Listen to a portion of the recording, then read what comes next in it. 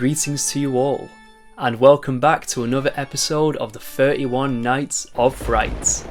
In the previous episode, we took a look at James Whale's Frankenstein from 1931, a film that introduced us to Universal's newest and most beloved monster, and also gave us one of the most iconic horror scenes in cinematic history. This film established many tropes and cliches that would be used, adapted, and parodied in horror films for years to come. The film was so, and still is, ridiculously influential. So much so that just a few years after release, it got its own sequel. Like I said in the previous episode, we're going to do a bit of a creature double feature sort of thing here. So let's take a look at the follow-up, 1935's The Bride of Frankenstein.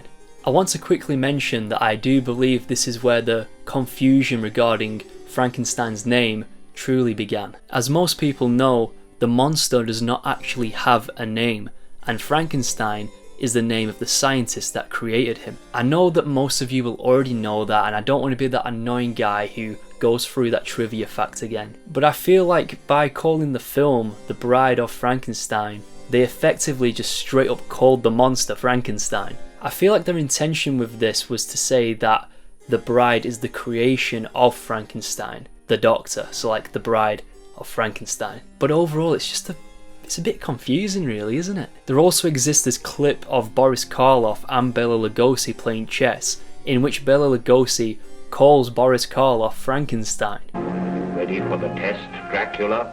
I'm ready, Frankenstein. Then let us begin.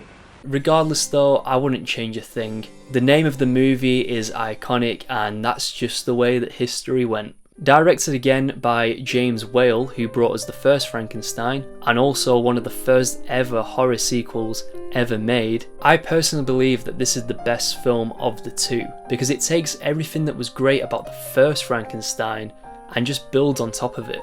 The whole visual look of the film is much more polished and overall stunning compared to the first. And also this movie is accompanied with a musical score. One thing that I should talk about, which I should have talked about in my first video, is just how visually stunning the set design is within both of these films. Just like with Dracula, the inspiration from the Expressionism movement is here and clearly on display. This is most apparent in the set of Frankenstein's castle. That large winding staircase in the castle is just like the one we see in the Carfax Abbey set from Dracula. At least in Frankenstein, Dwight Frye's character doesn't get killed and thrown down those winding stairs like he does in Dracula. Instead, he just gets killed by being forcefully and violently hanged by the monster. Anyway, he also appears here again in The Bride of Frankenstein, but plays a completely different character due to, obviously, Fritz dying in the first film at the hands of the monster. These set designs are a clear callback to the likes of which we saw in the cabinet of Dr. Caligari. Yes, I am bringing that film up again. The dramatic shadows and angular structure of the castle's basement where they lock up the monster also reminds me a lot of how buildings were depicted in the Expressionist era, and this is clearly inspired by it. However, the aspect that is expanded on the most in this film is the character of the monster himself. The film starts with an opening scene where Elsa Lanchester plays Mary Shelley, telling the story of the sequel to her novel Frankenstein. The story takes place right after the finale of the first movie and shows how the monster escaped from the burning, collapsing windmill. As he escapes from the ruins, he scares Dr. Frankenstein's servant, Minnie, who tries to warn the village that the monster is still at large, but nobody listens to her. And I've just got to stop right here just for a moment and say that this character might be the most annoying bitch in horror movie history, and without a doubt, the worst part of this movie. Her screeching, squawking voice just goes right through me, and she always has to throw her 2 cents in about something. In every scene she's in, she's always got something to say. Now, I'm really not trying to be disrespectful, but I was really rooting for the monster to just end her life throughout the entire thing. Anyway, the plot of the film follows Henry recovering from the aftermath of the first film. now not wanting anything to do with his creation and regretting his actions. However, another doctor called Dr. Pretorius is constantly trying to persuade Frankenstein to collaborate with him to create a mate for the monster. Even though Henry is visibly tempted by this and is fascinated by it, his morals stop him. This eventually leads to Pretorius straight up blackmailing Henry by threatening the life of his wife to force Frankenstein into building the bride. As I previously said, this film really builds on the character of Frankenstein's monster, and after all the hell he goes through, you do end up feeling truly sorry for him, even more so than in the first film. At one point, he takes refuge in a cabin that belongs to a lonely old hermit who is also blind. Because the man cannot see the monster's physical appearance, he isn't threatened by him in any way or scared. In fact, he actually thanks God for sending him a friend. He teaches the monster how to speak better, shares a meal with him, and even one of his cigars. We also see another very human aspect of the monster, who loves listening to music. However, two lost hunters end up stumbling upon the cabin, and after recognizing the monster, they start an altercation which results in the cabin being burnt down and the monster and the old hermit losing their only friend. What a set of bastards. In the finale of the film, the two doctors bring their new creation to life.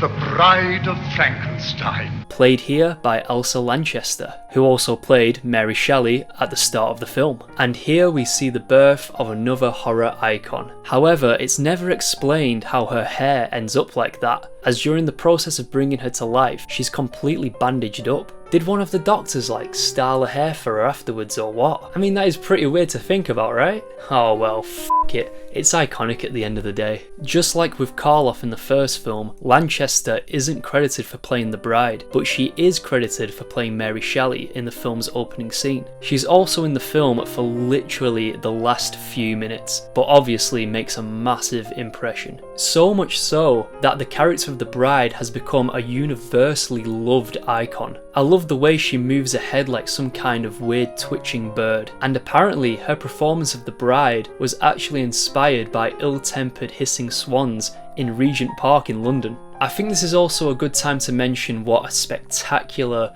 job Jack Pierce did on the makeup effects work on this sequel.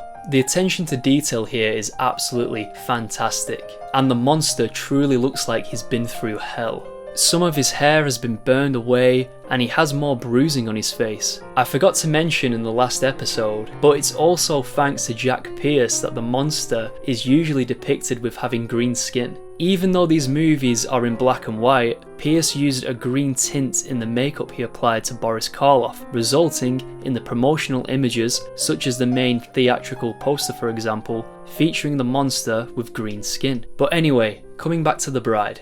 Upon meeting Frankenstein's monster, the bride is scared by him, like most other people. The monster touches her hand gently, and the film makes you believe for a brief moment that everything will work out between these characters. But then the bride gives out a shrieking scream, leading the monster to declare that she hates him. The film ends with the monster telling Henry and his wife to leave the castle laboratory immediately, before claiming that he, along with the bride and Dr. Pretorius, belong dead. The monster then pulls a self-destruct switch, killing himself, the bride, Pretorius, as well as destroying the entire castle. This is an extremely heart-wrenching and dismal ending. And I'll be completely honest, it nearly moved me to tears. Just like it did to Jennifer Tilly in The Bride of Chucky. It also made my girlfriend cry. As for one, yeah, it's extremely sad and emotional, but also she didn't know that the monster and the bride don't end up together. And I don't blame her. Look at all the merchandise that's out there depicting these two characters as a couple who are in love. Overall, The Bride of Frankenstein is an extremely poignant and powerful movie that tries its very hardest to pierce your heart, and it definitely succeeds in doing so. The social political messages from the first film are carried over into this one, and they're explored and presented in a much more powerful, polished way. In fact, like I said earlier, the whole film to me is a much more polished version of the original. For these reasons, this film is my favourite from the Universal Monsters line of films, and possibly my favourite horror film from the 30s. It's a masterpiece that will forever stand the test of time. So join me in the next episode where we take a jump from the 30s to the 40s. we'll be taking a look at a horror movie not made by the monster making machine that is Universal Pictures, but a movie by RKO. I'll see you there.